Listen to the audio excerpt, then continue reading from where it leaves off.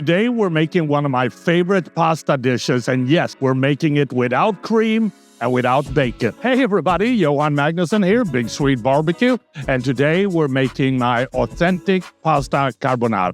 First thing that we want to do is prepare a couple of ingredients. So we got a beautiful piece of pork jowl or guanciale. We want to start by removing the rind on the outside because it won't cook very well. Then we want to cube up the guanciale into small cubes. We're going to finely grate about a cup of Parmesan cheese. And we also want to finely grate half a cup of Pecorino cheese. Then we want to add 6 egg yolks to the cheese, and we want to mix this thoroughly. We also want to grind and mix in some fresh black pepper.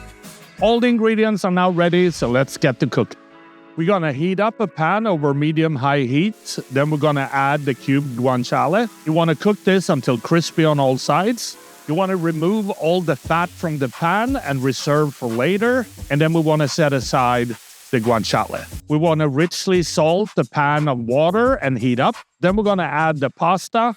And I prefer bucatini because it's a little bit thicker than spaghetti. And now we're going to cook this right before it gets to al dente. We want to add the melted fat from the guanciale to the egg cheese mixture and stir. We also want to add a couple of scoops of the pasta water. We're going to stir this until we have a saucy texture, and then we'll wait for the pasta to get ready. When the pasta is ready, we want to add it to the pan with the guanciale. We also want to add the egg cheese sauce, and now we want to toss and stir this thoroughly until the sauce is completely emulsified with the pasta. We're going to plate the pasta, add some pieces of guanciale on top, and then we want to grate with some more Parmesan cheese.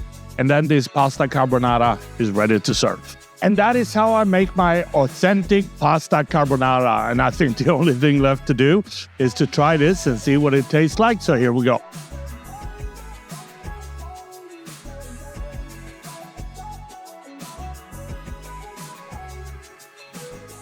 The pasta is super flavorful.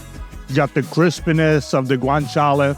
This is really good. I hope you try it at home. Happy grilling.